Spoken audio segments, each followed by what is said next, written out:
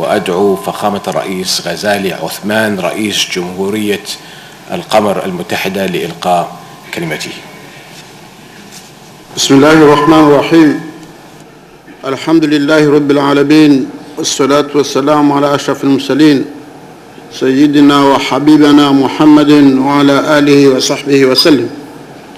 صاحب الجلالة الملك عبد الله الثاني ابن الحسين المعظم ملك المملكة الأردنية الهاشمية رئيس الدولة الحالية، صاحب الجلالة خادم الخدمين خادم الحرمين الشريفين الملك سلمان بن عبد العزيز آل سعود حفظه الله ورعاه، فخامة الرئيس محمد عبد العزيز رئيس الدولة السابقة، معالي السيد أحمد أبو الغيث الأمين العام لجامعة الدولة العربية، السلام عليكم ورحمة الله وبركاته.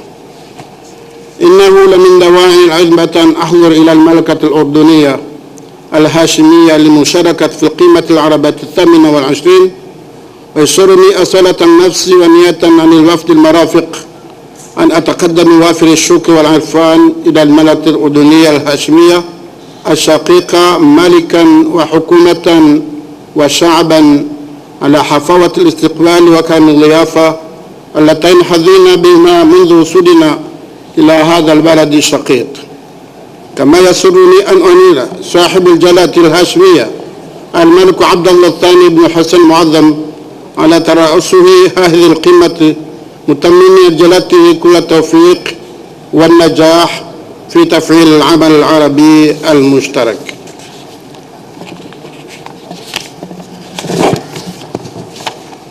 وأوجه أيضا الشكر والتقدير إلى فخامة الرئيس محمد ولد عبد العزيز رئيس الجمهورية الإسلامية الموريتانية على ما بذله من مجهودات وحكمة خلال ترأسه الدورة السابقة، مما مكنت قرارة وتصفية القمة السابقة في دورة إنتاج تأثيرها.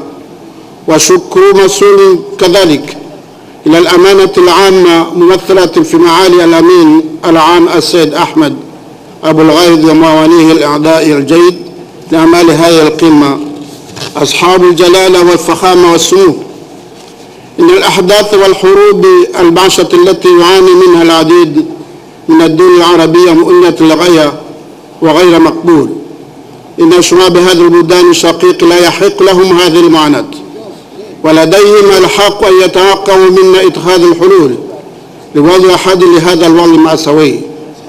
إن الصراعات التي نشهدها منطقة توتر الآليات الحرب تظهر أن لا أحد منا وعلى الرغم من جهده الشخصية يستطيع هذا تلك حروب لوحده. أصحاب الجلالة والفخامة، إن التحديات التي تواجه منطقتنا وأمتنا العربية متعددة، وألزمنا توحيد صفنا ولم شملنا من أجل الوصول إلى حل جماعي يؤمن أمن واستقرار دولنا. هذه الوحدة ستجد قيدة محرية وتمكن الشعب الفلسطيني من إسراج حقوقه المشروعة في دولة مستقلة تمتع بأمن وسلام وعاصمتها القدس الشرقية. أيها الأخوة الأعزاء، إن جمهورية القمر المتحدة تثمن عاليا ما تقدمه الدولة العربية، سواء على الصعيد الثاني أو عن طريق الملامة العربية، وقد هاسم التضامن العربي معنا في حل الزمانات والسياسات التي شهدتها بلادي والوقوف معنا في عدة قضايا ذات أولية.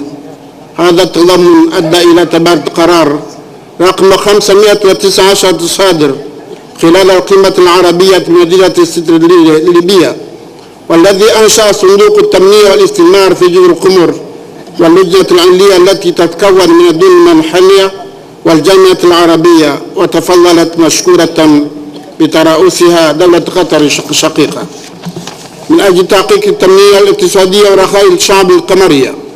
وعليه فإن تقديم الإنجازات التي حققها صندوق التنمية والاستثمار ووضع خطة جديدة للمرحلة القادمة تأخذ بعين الاعتبار أولية المشاريع التنمية وفق التوجيهات السياسية والاستراتيجية الجديدة للدولة بدا محلا مضرريا. وأخيرا، نجدد شكرنا وتقديرنا للدولة العربية الشقيقة الداعمة لجزر القمر، كما ندعو باقي الدول إلى وفاء بتعدتها أدمن عادة في الدورة، وندعو الله أن يوفقنا مما فيه خير عباد البلاد. وشكرا جزيلا، والسلام عليكم ورحمة الله وبركاته.